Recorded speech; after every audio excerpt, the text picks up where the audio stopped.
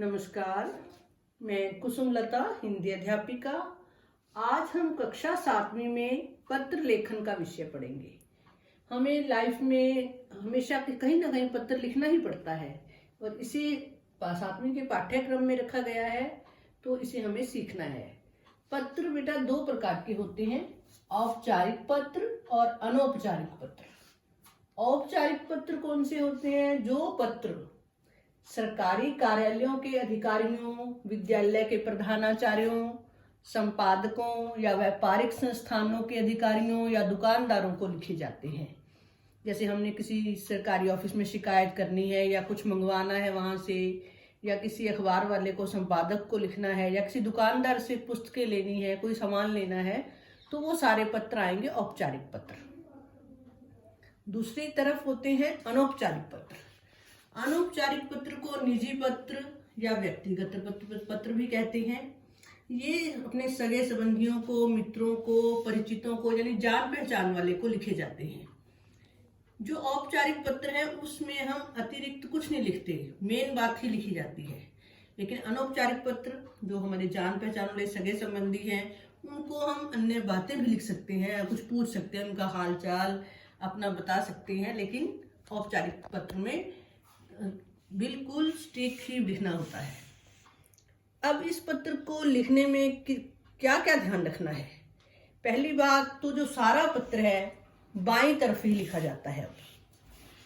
पहले सबसे ऊपर अपना पता, जो पत्र लिख रहा है उसका पता, ये सारा बाईं तरफ से शुरू करना है हमने यहाँ से।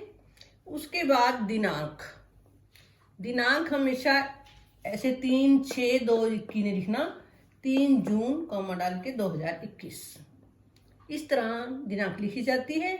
उसके बाद संबोधन जो है, जिसको हम पत्र लिख रहे हैं वो हमसे बड़ा है, छोटा है, उसके अनुकूल किया जाता है। जैसे कोई छोटा है तो हम प्रिय लिखेंगे, अगर बड़ा है तो आदरणीय, पूज्य या श्रद्धेय। अगर लेडीज है कोई, जैसे दादी या मामी को लिख रहे हैं तो पूज्या हो जाएगा, श्रद्धेया हो जाएगा। उसके बाद अभिवादन करते हैं। अभिवादन में जैसे प्रणाम या नमस्कार, अगर हमसे छोटा है तो उसे सुखी रहो, खुश रहो आदि लिखेंगे। उसके बाद विषय जो होता है औपचारिक पत्र में ही लिखा जाता है, क्योंकि हमने जो ऑफिस में, जैसे मान लो बैंक में हम लिख रहे हैं तो बैंक से हमें कॉपी लेनी है, मान लो कैश बुक करवाना है, जो भी कारण हो, तो उसका विषय लिखा जाता है। लेकिन अनौपचारिक पत्रों में विषय नहीं लिखना, ये ध्यान रखनी है बात। उसके बाद जो विषय वस्तु है, विषय के बाद महोदय या श्रीमान या श्रीमती, इस प्रकार के भी शब्द लिखे जाते हैं। उसके बाद जो विषय वस्तु, जो हम पत्र लिख रहे हैं, उसके जो कारण है वो 3 भागों में, 3 अनुच्छेदों में बांट दिया जाता है। पहले मेन कारण, जो जैसे कोई कारण है जिस कारण से आप पत्र लिख रहे हो, 2 लाइनों में लिखो। या अनौपचारिक पत्र है तो आप उनका हालचाल पूछ सकते हैं उसमें। फिर दूसरे में विषय विस्तार, जो आपका विषय है उसको विस्तार देना।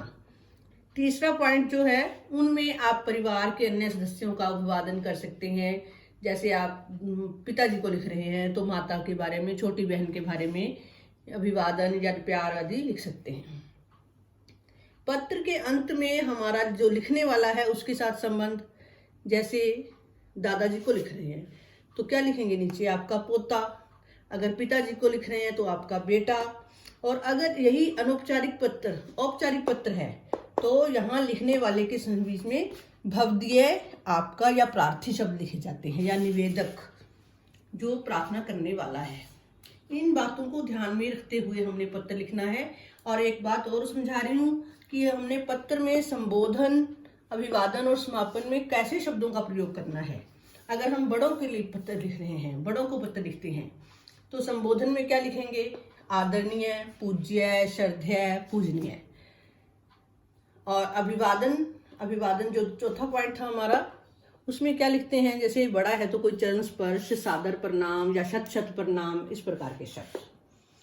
समाप्ति, यहाँ अंत में जो लिखने वाले का संबंध आदि है, वहां आपका बेटा, पोता, भतीजा, भांजा, भाई, बहन, भांजी, इस प्रकार के शब्द आएंगे। ये बड़ों के लिए है। अगर हम छोटे को पत्र लिख रहे हैं तो संबोधन कैसे करेंगे? जैसे छोटा भाई है या मित्र है, चिरंजीव बराबर वाला है कोई, उसको इस तरह चिरंजीव, आयुष्मान, प्रिय, प्यारे या आयुष्मती, अगर लड़की है तो आयुष्मती। अभिवादन कैसे करेंगे? सुखी रहो, खुश रहो, मधुर स्मृतियां या आशीर्वाद आदि। समाप्ति में तुम्हारा शिव चिंतक, अगर हम छोटे को लिख रहे हैं तो तुम्हारा शिव चिंतक हितैषी आ जाएगा, पिता दादा जो भी संबंध होंगे अगर इस प्रकार लिखेंगे। और अगर औपचारिक पत्र है तो उसमें सबसे अंत में भवदीय, आपका, प्रार्थी या निवेदक शब्दों का प्रयोग किया जाता है। धन्यवाद।